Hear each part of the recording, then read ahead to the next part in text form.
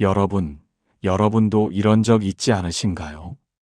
문득 가만히 앉아 있다가 왜인지 모르게 마음이 울컥해지는 순간 말입니다.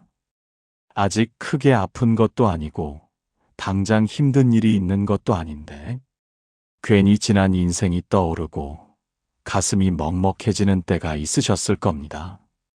특히 밤이 되면 이런 생각이 더 찾아집니다. 내가 이렇게 살아온 게 맞았나 하는 생각 말입니다. 그때 그 선택은 왜 그렇게 했을까 하는 후회 말입니다. 말년이 되면 사람은 돈보다 기억으로 더 많이 울게 됩니다. 무엇을 가졌느냐보다 무엇을 놓쳤느냐가 더 크게 다가오기 때문입니다. 제가 만났던 많은 시니어 분들이 공통으로 하신 말이 있습니다. 돈 때문에 운 게 아니라 사람 때문에 울었다는 말이었습니다. 건강 때문에 운 게 아니라 선택 때문에 울었다는 말도 많았습니다. 그때만 알았어도 그렇게는 안 살았을 텐데라는 말이 빠지지 않았습니다. 말년의 눈물은 갑자기 생기지 않습니다. 젊을 때부터 조금씩 쌓여온 선택들이 어느 순간 한꺼번에 모습을 드러낼 뿐입니다. 그래서 말년에 눈물 흘리지 않으려면 미리 기억해야 할 것들이 분명히 있습니다. 이건 어려운 기술도 아니고 특별한 능력도 아닙니다. 다만 너무 늦기 전에 마음에 새겨야 할 기준들입니다. 이 기준을 모르고 살면 말년에 이유 없는 서러움이 찾아옵니다. 반대로 이 기준을 알고 살아온 분들은 놀랍도록 담담하게 노년을 맞이합니다. 완벽하게 살아서가 아니라 후회할 지점을 줄였기 때문입니다. 한 어르신은 이런 말씀을 하셨습니다. 말년에 우는 사람은 대부분 착하게만 살았던 사람들이라고 말입니다. 이 말은 오해하기 쉽지만 깊은 뜻이 있습니다. 남을 먼저 생각하느라 나를 너무 늦게 챙긴 삶을 말하는 것입니다. 말년이 되면 그동안 참고 미뤄두었던 감정들이 하나둘씩 고개를 듭니다. 그 감정들을 정리하지 못하면 눈물로 터져나옵니다. 그래서 말년의 눈물은 슬픔이라기보다 정리되지 않은 감정의 결과에 가깝습니다. 이걸 미리 알아두는 것만으로도 삶의 방향은 달라집니다. 이 영상에서는 말년에 후회와 눈물로 남지 않기 위해 꼭 기억해야 할 것들에 대해 이야기하려 합니다. 누군가를 겁주기 위한 이야기도 아니고 인생을 비관하자는 이야기도 아닙니다. 이미 살아오신 인생을 부정하는 이야기도 아닙니다. 앞으로의 시간을 조금이라도 덜 아프게 만들기 위한 이야기입니다. 혹시 요즘 들어 예전보다 눈물이 많아졌다면 그건 약해진 게 아닙니다. 인생을 돌아볼 수 있는 시점에 들어섰다는 뜻입니다. 지금 이 시기에 어떤 기준을 세우느냐에 따라 남은 인생의 결이 완전히 달라집니다. 말년이 평온한 시간이 될 수도 있고 마음이 계속 흔들리는 시간이 될 수도 있습니다. 오늘부터 말씀드릴 이야기들은 거창하지 않습니다. 하지만 이걸 기억하느냐, 기억하지 못하느냐에 따라 말년의 표정은 크게 달라집니다. 아직 늦지 않았습니다. 지금 이 이야기를 듣고 있다는 것 자체가 이미 중요한 출발점입니다. 첫 번째로, 말년에 눈물 흘리지 않으려면 반드시 기억해야 할 것은 사람에게 너무 많은 기대를 걸지 말아야 한다는 점입니다. 젊을 때는 기대가 희망처럼 느껴지지만 말년에는 기대가 그대로 실망이 되어 돌아오는 경우가 많습니다. 사람은 나이가 들수록 관계에서 더 따뜻해질 거라 생각하지만 현실은 오히려 반대인 경우가 많습니다. 각자 지킬 삶이 생기고 감당해야 할 무게가 달라지기 때문입니다. 자식도 마찬가지이고 형제도 마찬가지입니다. 예전처럼 나를 먼저 생각해 주길 바라면 그 기대만큼 마음이 다치게 됩니다. 제가 만났던 한 어르신은 말년에 가장 서러웠던 순간을 이렇게 말했습니다. 내가 키운 자식인데 왜 이렇게 멀게 느껴졌는지 모르겠다고 말입니다.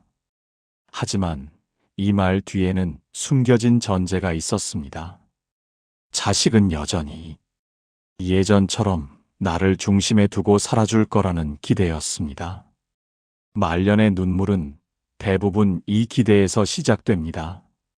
사람이 변해서가 아니라 상황이 변했는데 마음은 그대로였기 때문입니다. 기대를 내려놓으면 냉정해지는 게 아니라 관계가 현실적으로 바뀝니다.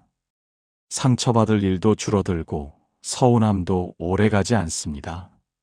100세 가까이 산 분들의 공통점은 사람을 미워하지 않는다는 점입니다. 그 이유는 기대를 하지 않기 때문입니다. 기대하지 않으니 고마운 건 크게 느껴지고 부족한 건 그냥 지나갑니다. 이 태도가 말년의 마음을 지켜줍니다. 첫 번째로 기억해야 할 것은 사람은 변하는 게 아니라 각자의 자리가 달라진다는 사실입니다. 이걸 받아들이는 순간 눈물의 절반은 사라집니다.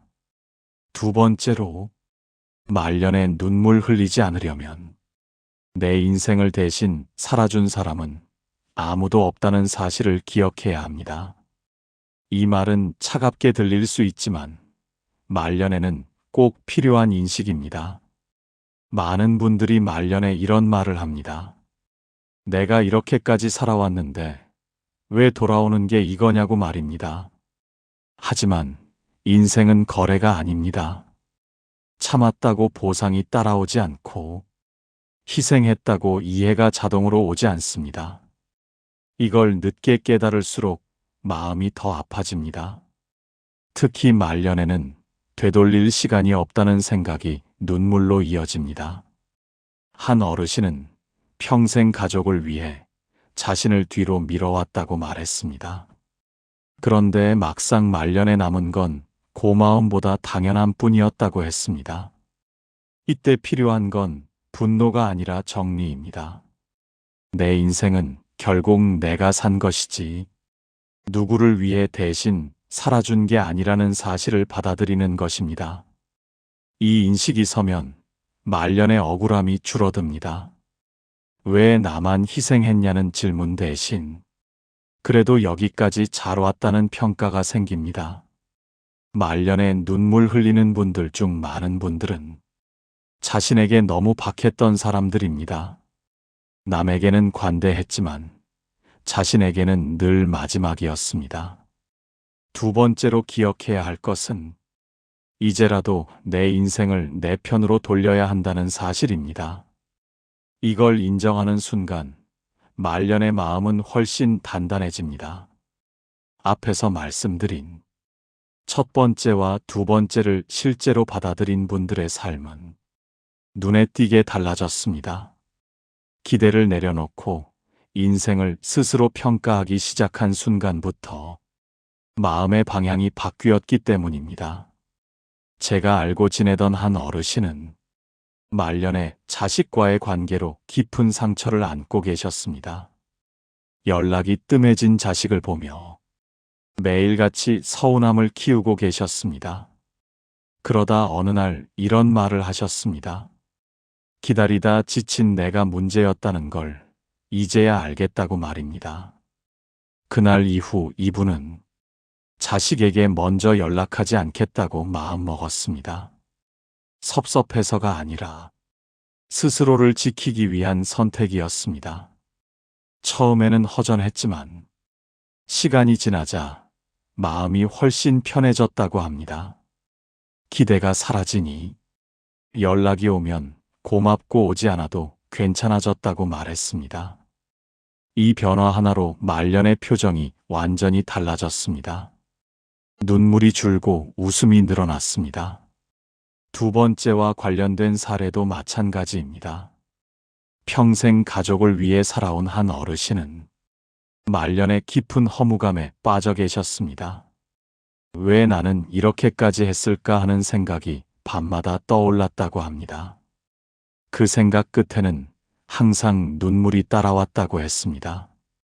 그러던 어느 날, 이분은 스스로에게 질문을 던졌다고 합니다. 누가 시켜서 한 인생이었느냐고 말입니다.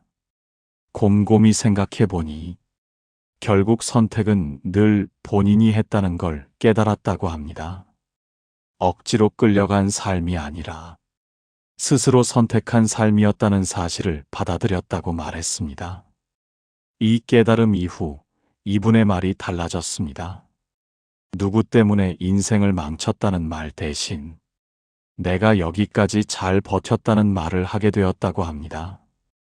이 변화는 말년의 눈물을 크게 줄여줍니다. 원망이 줄어들고 인정이 늘어나기 때문입니다. 말년에 눈물이 많은 분들은 대체로 과거를 계속 신문합니다. 왜 그랬을까? 왜 참았을까? 왜 나만 그랬을까라는 질문을 반복합니다. 하지만 이 질문들은 답을 주지 않습니다. 오히려 마음을 더 지치게 만듭니다.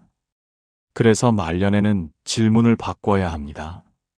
왜가 아니라 그래도라는 질문으로 바꿔야 합니다. 그래도 여기까지 살아왔다. 그래도 이만큼 해냈다. 그래도 나는 무너지지 않았다. 이런 문장이 필요합니다. 이 문장들이 말년의 마음을 지탱해 줍니다. 첫 번째, 기대를 내려놓는 선택과 두 번째, 내 인생을 인정하는 태도는 서로 연결되어 있습니다. 기대를 내려놓아야 원망이 줄고 인생을 인정해야 눈물이 멈춥니다. 이 두 가지를 정리한 분들은 공통적으로 이런 말을 합니다. 이제야 마음이 늙지 않게 된 것 같다고 말입니다. 말년의 평온은 환경에서 오지 않습니다. 생각을 어디에 두느냐에서 옵니다. 세 번째로, 말년에 눈물 흘리지 않으려면 건강을 당연하게 여기지 말아야 한다는 사실을 반드시 기억해야 합니다. 말년의 눈물 중 상당수는 갑작스러운 병이나 몸의 변화 앞에서 나옵니다. 젊을 때는 몸이 조금 아파도 대수롭지 않게 넘겼습니다. 며칠 쉬면 낫고 조금 버티면 회복된다고 믿었기 때문입니다. 하지만 말년의 몸은 다릅니다. 한 번 무너지면 이전으로 돌아오기 어렵고 회복에도 시간이 오래 걸립니다. 제가 만났던 한 어르신은 말년에 가장 후회되는 선택으로 건강을 미뤘던 시간을 꼽았습니다. 그때 병원에 한 번만 더 갔어도, 그때 검사를 한 번만 받았어도 지금과는 달랐을 거라고 말했습니다. 말년의 눈물은 아픔 그 자체보다 대비하지 못했다는 자책에서 더 많이 나옵니다. 그래서 건강은 잃고 나서 후회하는 대상이 되지 않도록 미리 존중해야 합니다. 건강을 지킨다는 건 거창한 운동을 뜻하지 않습니다. 무리하지 않고, 신호를 무시하지 않고, 쉬어야 할 때 쉬는 선택을 말합니다. 100세 가까이 산 분들의 공통점은 몸을 혹사하지 않았다는 점입니다. 남들보다 적게 일했고, 남들보다 자주 쉬었습니다. 이분들은 이렇게 말합니다. 몸을 아끼는 건 게으름이 아니라 수명을 관리하는 일이라고 말입니다. 세 번째로 기억해야 할 것은 말년의 건강은 노력보다 태도의 문제라는 사실입니다. 이 태도가 서지 않으면 말년의 눈물은 피하기 어렵습니다. 네 번째로, 말년에 눈물 흘리지 않으려면 돈을 인생의 평가 기준으로 삼지 말아야 한다는 점을 기억해야 합니다. 말년이 될수록 돈에 대한 비교는 마음을 더 깊이 상처 입힙니다. 젊을 때는 누가 더 벌었는지, 누가 더 가졌는지가 중요해 보입니다. 하지만 말년에는 이 비교가 아무런 위로도 주지 않습니다. 제가 알고 지내던 한 어르신은 말년에 이런 말을 하셨습니다. 돈 이야기를 할수록 마음이 작아졌다고 말입니다. 주변 사람들과 자산을 비교하고 자식의 성공을 비교하면서 스스로를 깎아내리게 되었다고 합니다. 이 비교는 결국 눈물로 이어졌다고 했습니다. 말년의 돈은 목적이 아니라 도구여야 합니다. 살아온 인생의 점수를 매기는 기준이 되어서는 안 됩니다. 돈으로 인생을 평가하면 평생 모자랍니다. 위에는 항상 더 가진 사람이 있고 아래에는 항상 덜 가진 사람이 있기 때문입니다. 그래서 말년에 담담한 분들은 돈 이야기를 스스로 줄입니다. 자랑도 하지 않고 비교도 피합니다. 이 태도가 마음을 지켜줍니다. 돈을 내려놓는 순간 인생 전체가 가벼워집니다. 네 번째로 기억해야 할 것은 말년의 행복은 통장 잔고가 아니라 하루의 안정감에서 나온다는 사실입니다. 이 기준이 서면 눈물은 비교에서 나오지 않습니다. 세 번째와 네 번째는 서로 연결되어 있습니다. 몸을 지키는 태도와 돈을 내려놓는 기준이 함께 서야 말년의 마음이 무너지지 않습니다. 이 두 가지를 받아들인 분들은 공통적으로 이런 말을 합니다. 이제는 잃을까봐 무서운 게 아니라 오늘을 망칠까봐 조심하게 되었다고 말입니다. 이 태도가 말년의 눈물을 줄여줍니다. 다섯 번째로, 말년에 눈물 흘리지 않으려면 과거의 선택을 끝까지 끌고 가서 자책하지 말아야 한다는 사실을 기억해야 합니다. 말년의 눈물은 현재의 불행보다 과거에 대한 해석에서 더 많이 나옵니다. 젊을 때의 선택을 지금의 기준으로 다시 재단하면 후회만 남습니다. 그때의 나와 지금의 나는 같은 사람이 아니기 때문입니다. 한 어르신은 말년에 가장 힘들었던 시간이 밤이었다고 말했습니다. 불을 끄고 누우면 과거 장면들이 하나씩 떠올랐다고 했습니다. 그 장면마다 늘 같은 질문이 따라왔습니다. 그때 왜 그렇게 했을까라는 질문이었습니다. 하지만 이 질문에는 답이 없습니다. 이미 지나간 시간에는 다른 선택지가 존재하지 않기 때문입니다. 그래서 오래 산 분들은 과거를 다시 판단하지 않습니다. 그때의 나는 그때의 최선을 살았다고 정리합니다. 이 태도가 말년의 마음을 살립니다. 과거를 용서하지 못하면 현재가 계속 벌을 받기 때문입니다.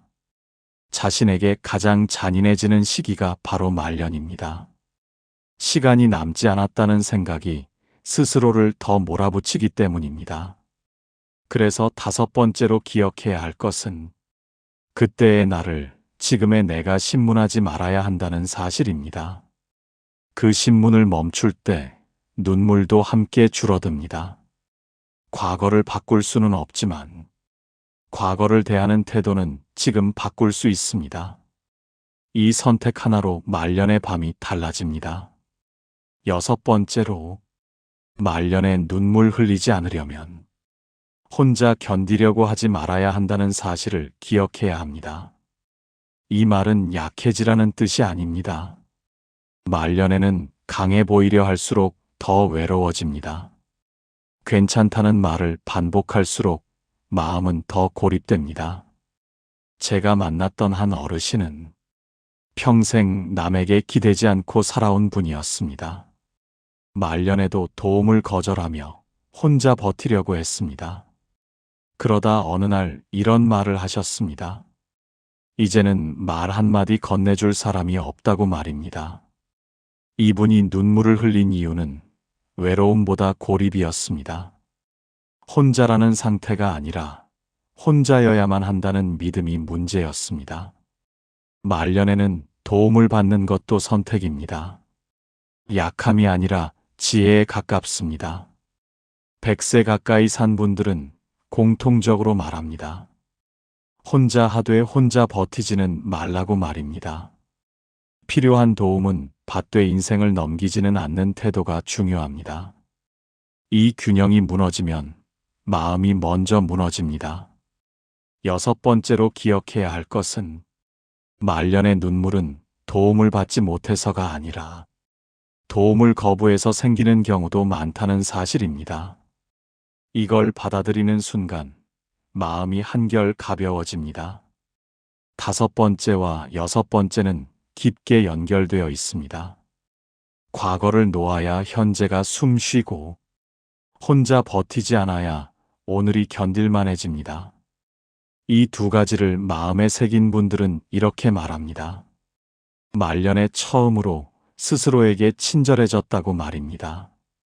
말년의 눈물을 완전히 없앨 수는 없습니다. 하지만 이유 없는 서러움과 자책의 눈물은 분명히 줄일 수 있습니다. 다섯 번째, 과거를 신문하지 않는 태도와 여섯 번째, 혼자 견디지 않는 선택은 말년의 마음을 지켜주는 마지막 울타리입니다.